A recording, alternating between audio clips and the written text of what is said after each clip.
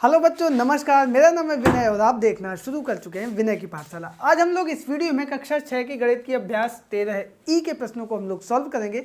और इस अभ्यास में जो प्रश्न है वो भी सर्वांग क्षमता से संबंधित है। और इसमें जो नियम सर्वांग क्षमता का प्रयोग होगा वो है कि समकोण कर्ण भुजा सर्वांग क्षमता। तो नियम को पहले हम लोग देख लेते हैं।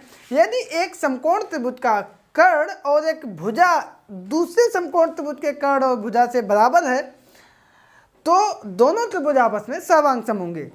देखो, बराबर तीन ही चीजें होंगी। क्योंकि कह रहा है कि समकोण त्रिभुज है, इसका मतलब कोण तो एक बराबर हो गया 90 अंश का। ठीक है, ये समकोण त्रिभुज है तो ये तो 90 अंश का कोण इसमें भी हो गया, ये 90 अंश का कोण इसमें हो गया, तो एक कोण तो पहले से ही बराबर है। अब कह रहा है कि ये कर्ण भी बराबर है तो कर्ण बराबर हो गया, और एक भुजा बराबर है, ये भुजा बराबर है। तो देखो, दो भुजाएं और एक कोण बराबर हो गए, तीन चीजें बराबर हो गई, इसका मतलब त्रिभुज हमारा सर्वांग सम हो गया।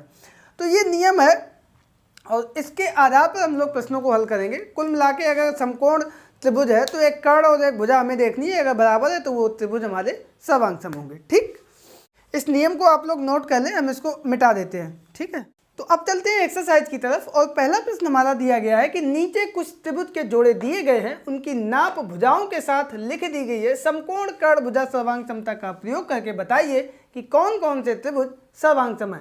परिणाम को सांकेतिक रूप में लिखिए। तो यहाँ पे हमें बताने हैं कौन से त्रिभुज सर्वांग सम है। तो इस त्रिभुज पे आते हैं सबसे पहले। तो ये 90 अंश का कोण दिया गया है, इसका मतलब ये त्रिभुज है समकोण, ये भी समकोण त्रिभुज, ये भी समकोण त्रिभुज। और ये रेखा जो है ये होगी 90 अंश के सामने वाली भुजा होती है हमारी कर्ण, तो ये होगी कर्ण। ठीक है, तो देखो पहले चित्र में त्रिभुज ए बी सी व त्रिभुज ए बी डी में ए बी सी एक ये त्रिभुज बन रहा है, ठीक है, और एक बन रहा है हमारा ये त्रिभुज। ये कोण C बराबर कोण D बराबर 90 अंश कैसा त्रिभुज है? समकोण है। ठीक, आगे क्या आ रहा है? AB बराबर AB, क्यों? ये दोनों त्रिभुजों में कैसी भुजा है? उभयनिष्ठ है। और साथ साथ ये क्या है? इसका कर्ण भी है। ठीक, और एक भुजा यहाँ पे 2 सेंटीमीटर दी गई है, यहाँ पे भी 2 सेंटीमीटर दी गई है। AD बराबर BC बराबर 2 सेंटीमीटर। ठीक है, अतः तो कौन सी सर्वांग क्षमता का नियम लगेगा इसमें? समकोण कर्ण भुजा सर्वांग क्षमता के नियम से क्या होगा? ये होगा कि ये दोनों त्रिभुज आपस में सर्वांग सम होंगे, अर्थात ए बी सी सर्वांग सम होगा ए बी से। यहाँ बी ए डी के त्रिभुज बी ए डी, और ये हमारा आंसर आ गया। ठीक है, अब हम लोग दूसरे चित्र पर आते हैं।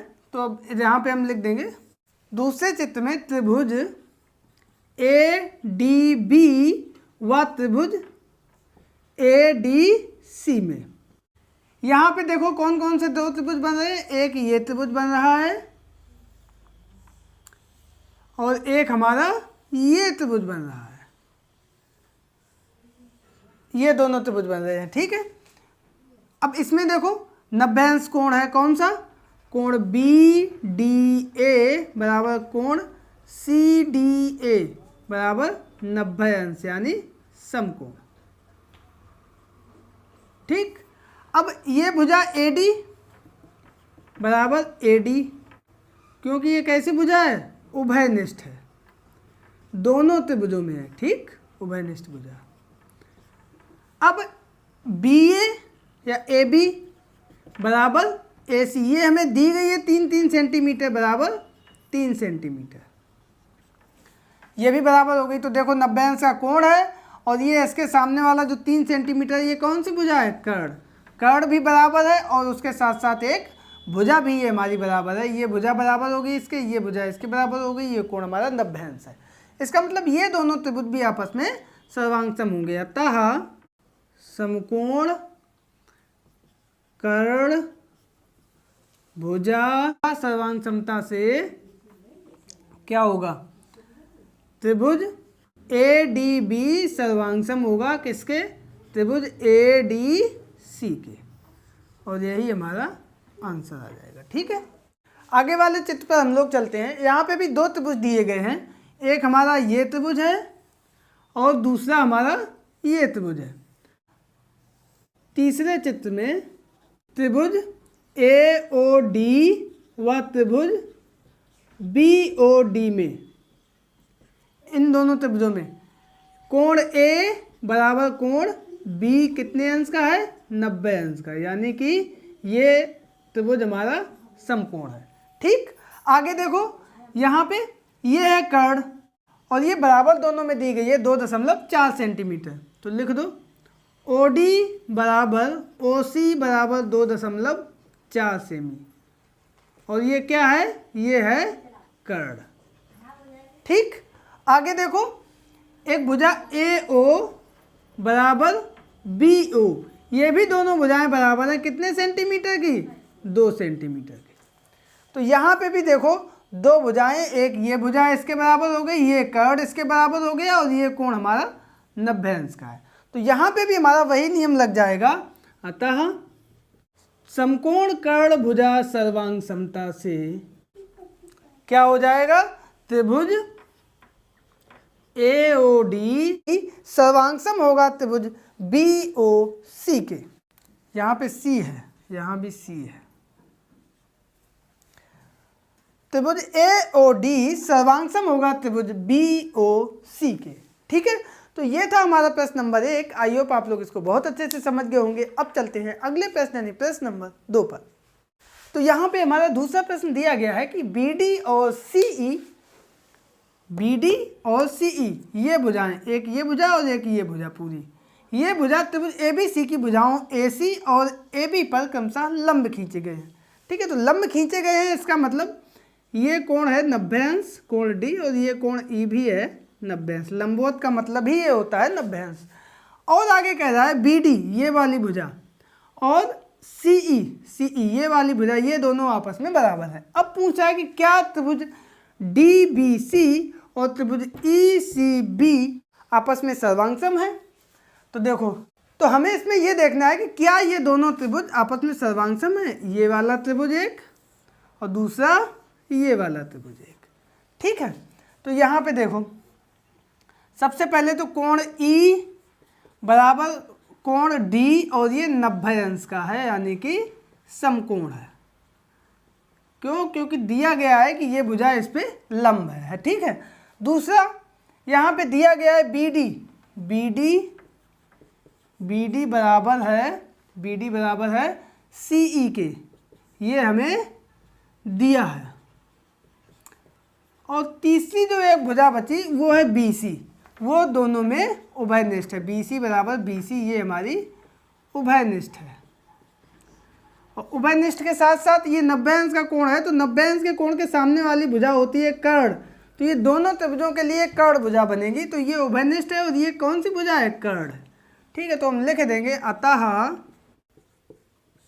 समकोण कर्ण भुजा सर्वांग समता से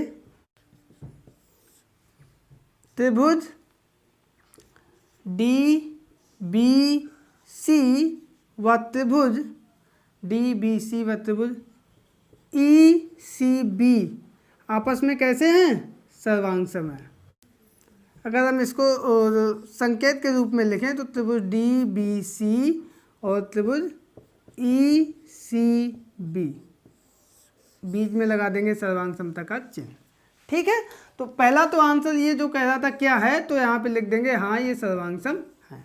आगे कह रहा है कि भुजा EB यानी ये भुजा और इस भुजा में आपस में क्या संबंध है। तो देखो, जब कोई दो त्रिभुज आपस में सर्वांगसम हो जाते हैं, इसका मतलब उन दोनों त्रिभुजों की प्रत्येक भुजा और प्रत्येक कोण आपस में बराबर हैं। तो हम लिख देंगे चूंकि त्रिभुज DBC व त्रिभुज ECB आपस में सर्वांगसम हैं, अतः दोनों त्रिभुजों की सभी भुजाएं व कोण आपस में बराबर होंगे। अतः ये दोनों भुजाएं भी ई बी बराबर होगी सी डी के, ई बी बराबर होगी सी डी के। ठीक, तो ये हमारा दूसरा आंसर आ गया और इसी के साथ हमारा ये प्रश्न नंबर 2 कंप्लीट होता है। अब हम लोग चलते हैं अगले प्रश्न पर। तो बच्चों यहाँ पर हमारा तीसरा प्रश्न है कि उस प्रतिबंध को अपनी अभ्यास पुस्तिका पर लिखिए जबकि दो समकोण त्रिभुज सर्वांग सम हो। अगर दो त्रिभुज समकोण है, एक मान लो ये है और दूसरा त्रिभुज ये है, और ये दोनों त्रिभुज अगर आपस में सर्वांग सम है तो इनमें क्या प्रतिबंध होगा। ये कोण 90 अंश का है। तो वीडियो के स्टार्टिंग में भी आपको हमने बताया था और अभी एक बार हम फिर से यहाँ पे लिख के आपको बता देंगे, आप लोग नोट कर सकते हैं, वैसे आपको याद होगा। तो नियम हमने लिख दिया, यदि एक समकोण त्रिभुज का कर्ण और एक भुजा दूसरे समकोण त्रिभुज के कर्ण और एक भुजा के बराबर हो तो दोनों त्रिभुज सर्वांग सम होते हैं। इसे समकोण कर्ण भुजा सर्वांग समता कहते हैं और यही हमारा आंसर है। ठीक है, याद भी हो गया होगा आपको। अगले प्रश्न पर चलते हैं जो कि इस एक्सरसाइज का अंतिम प्रश्न है। वो है हमारा कि त्रिभुज एबीसी की रचना कीजिए जबकि एसी बराबर 13 सेंटीमीटर, बीसी 5 सेंटीमीटर तथा कोण बी समकोण है। तो देखो यहाँ पे हम सबसे पहले क्या करेंगे, बीसी जो है 5 सेंटीमीटर खींच लेंगे। ठीक है, तो स्केल से हम थोड़ा सा बड़ा खींच रहे हैं, आपको 5 सेंटीमीटर का ही खींचना है। B C 5 centimetre. कोण बी समकोण कह रहा है, तो कोण बी समकोण कह रहा है तो बिंदु बी पर चांदा की सहायता से हम 90 अंश का कोण बना देंगे और चाहें तो आप प्रकार की सहायता से भी बना सकते हैं। ठीक है, कैसे, यहाँ से चाप लगाएंगे ऐसे, इस तरीके से, फिर यहाँ से एक चाप इधर और यहाँ से एक चाप इधर, इधर और इधर। अब इन दोनों बिंदुओं से चाप जो है वही चाप ऊपर की तरफ लगाएंगे, यहाँ से इधर और यहाँ से भी इधर, इसको यहाँ से मिला देंगे। तो ये तो कोण हमारा हो गया 90 अंश का। अब इसी को हम आगे बढ़ा देंगे। ठीक, 90 अंश का कोण हो गया। तो BC 5 सेंटीमीटर, कोण B समकोण हो गया। ये भुजाएं 13 सेंटीमीटर, ए यहाँ पे कहीं आएगा तो 13 सेंटीमीटर का हम चाप जो है इस पे ले लेंगे। ठीक है, 13 सेंटीमीटर का इतना कुछ आएगा। ठीक, और इसको हम बिंदु C पे प्रकार की नोक रख के लगा देंगे इस तरीके से। ठीक है, ये चाप जहाँ पे काटेगा वो बिंदु आएगा हमारा ए को C से मिला देंगे। तो ये हमारा समकोण त्रिभुज ABC की रचना हो गई है, जहाँ पे AC है 13 सेंटीमीटर और BC है हमारी 5 सेंटीमीटर और कोण B है हमारा समकोण। ठीक है, तो ये था हमारा प्रश्न नंबर 4। उसी के साथ हमारी ये एक्सरसाइज 13E कंप्लीट होती है। आई होप कि आप लोगों को वीडियो पसंद आया होगा, एक्सरसाइज समझ में आई होगी। वीडियो पसंद आने पर इसको लाइक करें, दोस्तों को भी शेयर करें। चैनल पर पहली बार आए तो इसको सब्सक्राइब करके ऑल नोटिफिकेशन प्रेस कर लीजिए। मिलते हैं अगले वीडियो में एक नई एक्सरसाइज के साथ, तब तक के लिए नमस्कार।